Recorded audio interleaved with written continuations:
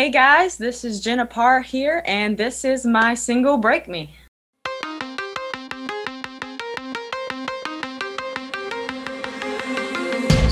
Winds are changing like the sea.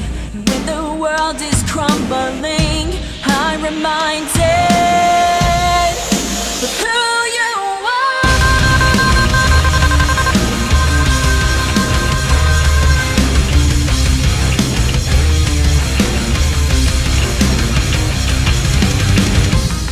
are changing like the sea. When the world is crumbling, I'm reminded of who you are. When the light begins to fade and I can't remove my chains, I'm reminded just how strong you are. And that's when you save me.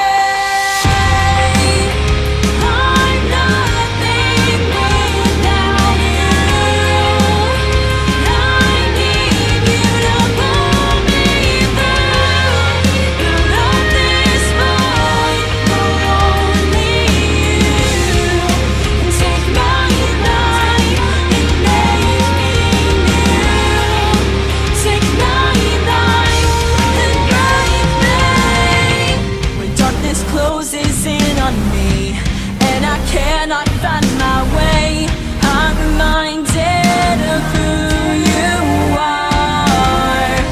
When the light begins to fade and I cannot find my way, I'm reminded just how bright you are. And that's when you saved me.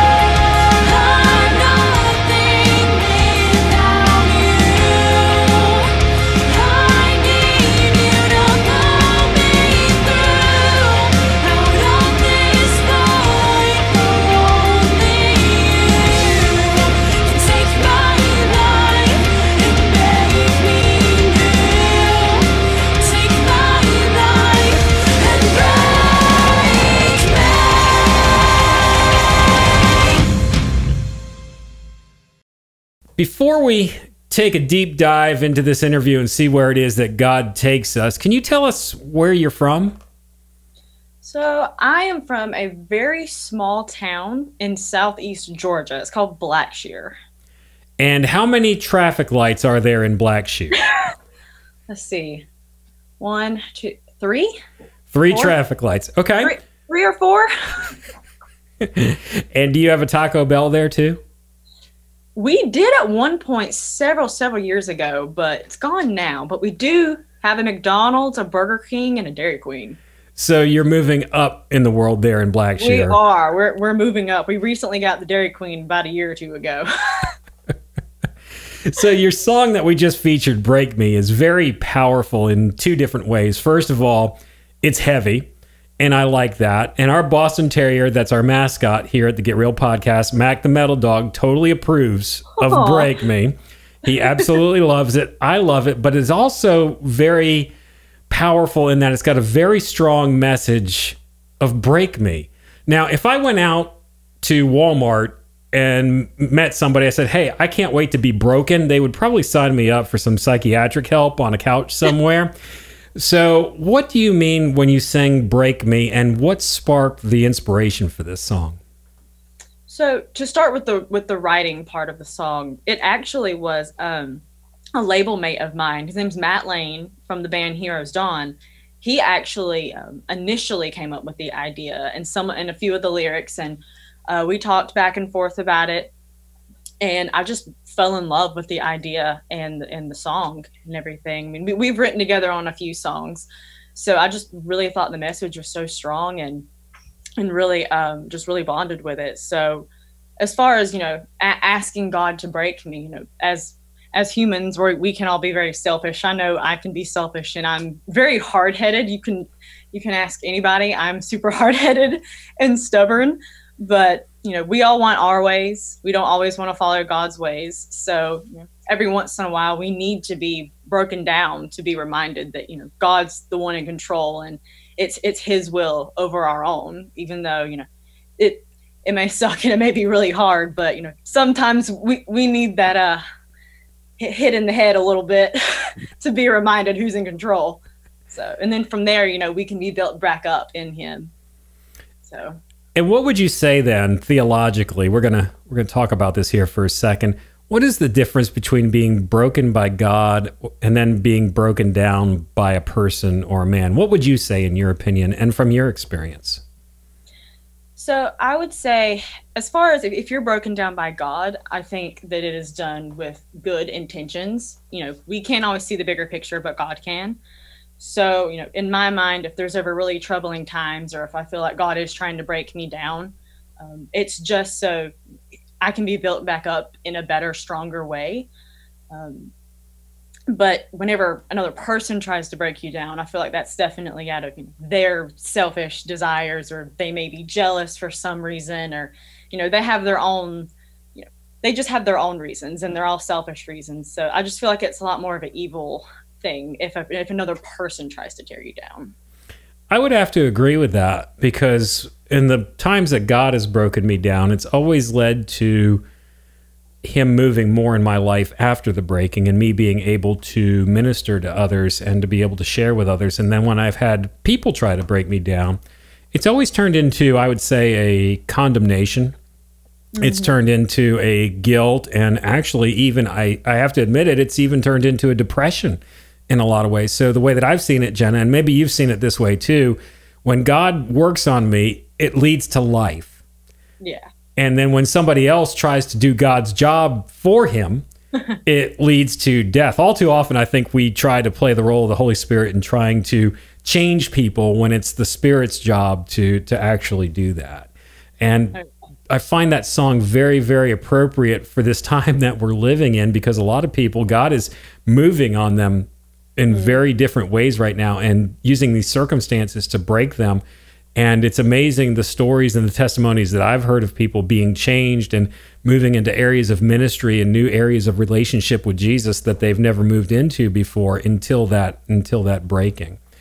So musically, you got started in music at a very young age. Can you tell us how that all started, and what was some of the evidence that God gave you that this is what you're supposed to be doing?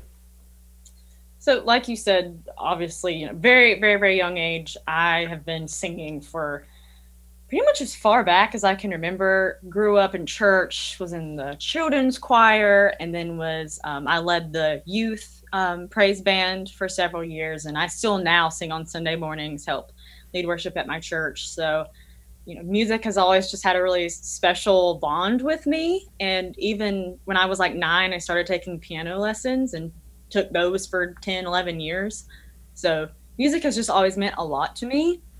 So it wasn't really until probably high school that I was just like, you know what? I really want to try and actually pursue this, because I just felt like God was calling me to it, because He's given me these talents and these gifts, and we're supposed to use our gifts to glorify Him. So I just felt like that's what I needed to do. And speaking of high school, you graduated number 2 in your high school class. You were the salutatorian. And for somebody who usually graduates number 1 or 2, the path is off to college and then a professional career being something like a nuclear physicist. But you chose to be a musician. Was there anybody, when you said, hey, I'm going to go pursue music, they were like, what are you thinking? You're so smart. You should go to college. Did anybody say that to you? Oh, yeah. There were several. I definitely I had some family members that weren't too fond of the idea, and then definitely some friends, and just honestly, mostly just some people in my community that just kind of felt the need to come up and say some things to me. But I mean, overall, I've had a lot of support and a lot of love on it. But yes, there were definitely those people that thought I was a little crazy. So then, how did you stay on track with what God had called you to do, not walking according to the course of this world, but pursuing the path that God called you to? And how did you prevent yourself from becoming angry at them?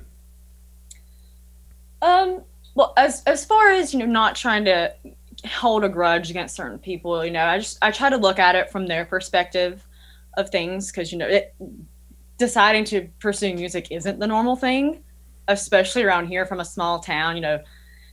Everybody just expects you to go to college. It's just the thing you do. But as far as keeping my mind on the right track and continuing to pursue this, I definitely 100% will give that credit to my family.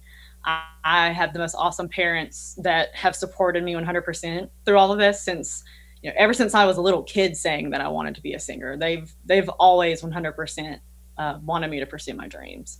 So they definitely keep me on the straight path as best they can. That family element is so very important. Did any other members of your family play musical instruments or sing, or are you like the first one? As far as like professionally, I'm the only person, but I mean, both of my parents can play piano. I have two older brothers, actually, and both of them can sing and play multiple instruments. I actually like to joke around and say I'm the least talented of the family, and I really feel like I am the least talented because, like I said, both of my brothers can sing and play like guitar, bass guitar, drums, saxophone, some keyboard, and here I am, I can only play the piano. So yeah, pretty musical family, you could say. I would not say that you're the least talented. I shared your video, Break Me, with a friend of mine, and within minutes they sent me a message back. They're like, wow. And I just showed it to Steven before we got started today, and he said the same thing. He said, wow. So no, I don't buy that. You are very gifted and very talented, and that's why I'm excited about having you on here. Thank you. So in your pursuit of God's calling in your life and in your pursuit of music, I am sure that along the way that there have been some disappointments. And can you share with us one of those disappointments to encourage us and how God saw you through that particular disappointment?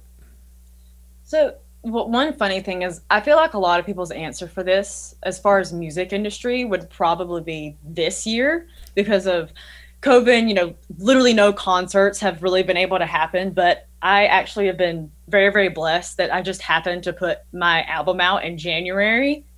So it literally came out at the perfect timing where like my singles have done very, very well and we've been able to record music videos. So luckily this year, other than touring, this year has actually been pretty good for getting myself out there with the rock music. But I would have to say last year was probably the hardest year for me because in 2018, right after I graduated high school, I actually went on the road and went on tour for like a month straight and then another 2 or 3 weeks in a different month. And there were several times I was constantly going and doing shows. But then last year, we just didn't really get anything booked at all. So it was pretty disheartening, to kind of, I don't want to say false hope because that's not what it was, but just that first year being like, oh, like I'm going to get to go out on the road all the time and it's so much fun and I love doing it. And then, it's really hard whenever you get that for 1 year and then the next year you're expecting the same and it doesn't happen. That I would say is a disappointment. And I'm sure that when you started out on the road, it's exciting at first, but with the amount of time that you were out there, eventually you get tired and you get worn down. Did you feel that happen while you were out on the road? Honestly, not really that first year. I mean, I just feel like it was just something brand new and I was super excited about it. Obviously, like last year and then this year, when you get out of the habit of things, it can be a little hard to get back into it. So I find myself now, like I have 2 shows coming up, not this upcoming weekend, but the weekend after that on the 12th and 13th, I think. I have two Christmas shows, two Christmas concerts that we're going to go to. And I like am getting so like nervous and stressed about them now because I'm so out of practice. But yeah, I'm excited though, and ready for them. I get stressed and nervous every time I cut an edition of this podcast, so I kind of know what it means. And we're trying something new today. This is the first time we're doing split screen, where you can see me the whole time while you're talking. And I'm having to remind myself while I'm sitting here that I cannot pick my nose while you're talking, or I do have my Mac the Metal Dog coffee cup with me, and I'm enjoying some nice hot coffee here. But yeah, I mean, I do understand the nervousness that's involved with that. And we do have some extra sound effects in the background today, and I don't know if it's making it through the microphone, but we are not too far from a firing range, and it sounds like the Battle of Fallujah outside my window this afternoon. So if you hear that. That's funny you say that, because I've been so worried that you were going to be able to hear stuff, because I live right by train tracks. And so far, a train does not come by yet, but any interviews I've had to do lately, I've had to like forewarn them and be like, just so you know, you may hear a really loud train horn at any moment. In your music, you express several different moods. There are different moods of Jenna Parr. And, you have the heavy rock mood and the mode. And then there's also music that you do that's very introspective, contemplative, and really leads you to consider the Lord more. Very quiet, but very powerful at the same time. And one of those songs that does that is God's Got This. And I understand that there's a special story behind that song. Can you share with us that story? Absolutely. So this song was written, well, not as much written about, but inspired by a woman that went to my church. It was our old pastor's wife. She battled cancer for, I don't even know how many years. It was a long time, several years. And through her entire battle, her saying she would tell everybody was, God's got this. And I feel like that's a pretty popular saying now, but I mean, back then it was like 2014, 2015. And I had never really heard the saying before. So I was just like, wow, like that really stuck with me, seeing her go through those super hard times.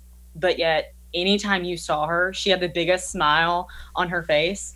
And she just wanted to tell everybody that, God had it under control. And she never doubted that one time. You could tell that she full-heartedly believed that God had her in the palm of his hands and had everything under control. So that just really inspired me, seeing her battle to write that song. And then it's one of my favorite things in the world, being able to travel and tell people this story. And because it can relate to so many people. It doesn't have to be cancer. Obviously, I feel like everybody has had a person in their life at some point that may have battled with cancer, but it can literally be anything in the world. No matter what anybody's going through, God does have it under control. And when was it that you released God's Got This? It was back in 2017. I believe it was in like May of 2017. So. And you said it just a second ago, back in 2014, people weren't saying that, but today they're saying it. As a matter of fact, I was driving out of Walmart the other day, and there's a guy who's got a little peanut stand, and he's got a sign right by his peanut stand, and it says, God's got this, right on the sign. And with what's going on today, how do you see this song applicable to the current situation that everybody's in right now? Yeah. I mean, obviously with all the COVID stuff right off the bat, it's really easy to get really down and really depressed with that situation. But it really gives you hope, knowing that God does have it under control, and we're gonna get through it. We almost made it through this year now. The fact it's about to be, well, actually, never mind this. Yeah, this is January. January. This is for our listeners. We are recording this early, but Jenna is our first featured artist for 2021. We have now, when you're watching this, crossed the threshold away from 2020 into 2021. And Jenna is our first featured artist, and I'm very excited about. So now, everybody listening now, congratulations, you've made it through 2020.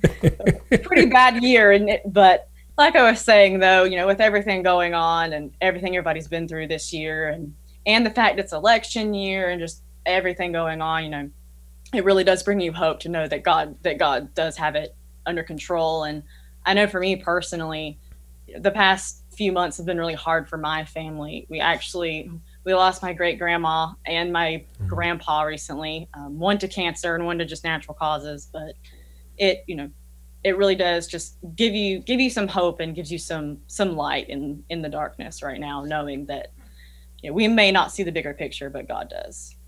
And that's really difficult a lot of times when everything is going haywire around you and it seems like your world is crashing in, when you lose everything. And then several years later, you look back and you're like, oh, now I get it. But it's when you're in the middle of it that it's very difficult to understand everything that's going on. God just gives us enough light to see where we're at right now. He lights our path in the darkness. And it's just a little bit of light that we get. And he does that. And I've said this before on this podcast. He does that because he's omniscient. We're not. And if we were omniscient, we wouldn't need God. He just gives us just enough to keep clinging on to the hems of his garments and saying, God, where are you taking us with all of this?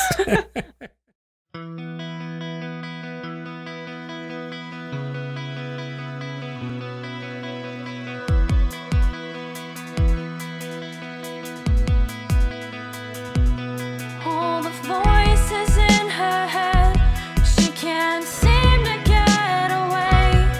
They're saying, give up, stop trying, you'll never be good enough anyway. She says, why am I here? And what's my purpose anyway? God's got this, God's got this. You're perfect in his sight. Open up your eyes and realize God's got this, God's got this. You're not alone in this fight. Don't you dare turn and walk away.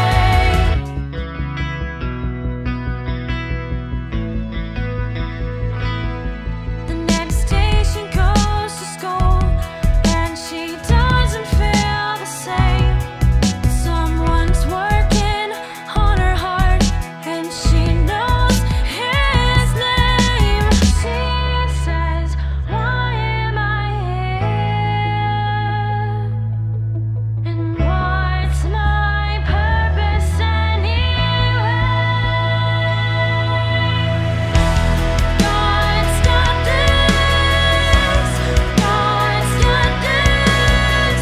You're perfect in his sight. Open up your eyes and realize God's got this, God's got this. You're not alone in this fight. Don't you dare turn and walk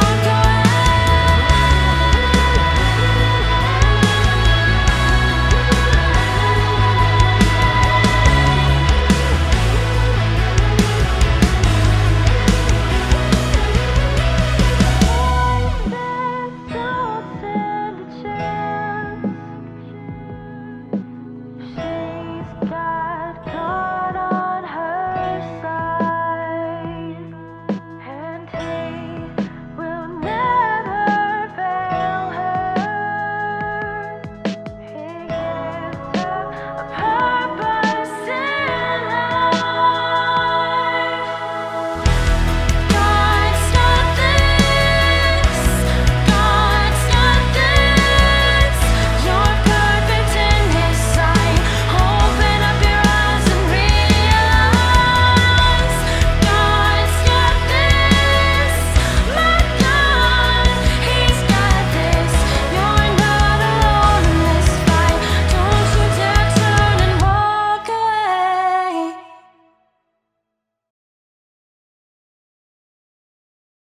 So when you write your music, what kind of music influences you? What artists have influenced you and played a major role in your sound? So as far as my sound, I mean, rock music overall is my favorite and always has been since I was a little girl. But especially with that album that I have out right now, it's definitely more of the like experimental album, trying to figure out my sound, because I knew I wanted to transition to rock music. So just trying out a few different things. But Skillet's always been a favorite of mine. And, you know, some Flyleaf, some Thousand Foot Crutch, some Red, all that stuff. So I would definitely say those were a lot of the main ones that influenced this specific album. But for future stuff, I'm actually working on writing stuff for my new album now. And funny fact about me is my favorite type of rock music is like 80s rock. So some good hair bands and all them. So that's my favorite. So really trying to maybe incorporate some of those aspects into my upcoming stuff. So that'll be really interesting to figure out here. You are now totally in with me because that's what I grew up on. So I knew there was a reason. Right. I knew there was a reason we brought you on. So your next album, when do you plan on releasing that? I'm really not sure, to be honest. If next year, it'll be towards the end. If not, maybe even in 2022, probably. Takes a little. We're just writing right now. We haven't got to actually record anything yet, so really not sure. Takes a little time to put all of that together, doesn't it? Oh yeah, because we're making sure that this one is full-length album. I mean, I consider the album I put back in January, I consider it an album, or some people are calling it just like a longer EP, because it's like, what, 7 or 8 songs, so it's like either a really long EP or a really short album. But we're hoping to get maybe like 12 songs on the next one to get a full album out. And where can our listeners go to get a copy of that EP that you currently have out right now? So I do have a website. It is just jennaparr.com. So you can go on there. That has links to everything, all my social medias, my Spotify, everything like that. Or like I said, I do have Instagram and Facebook and YouTube that has my songs and links on there, or Spotify or Apple Music. You know, everything's digital nowadays. So I'm on all the streaming platforms out there. You're out there where it can be gotten. Well, what we're going to do for you, because you are our first artist for 2021 that we are featuring, we are going to post your information up on our website at lithoscry.com. That's LITHOSCRY.com. And now that we've switched over to video, and I realized that just the other day when I was doing another interview, you can right there, if you have trouble spelling Lithoscry, it's right on the wall behind me.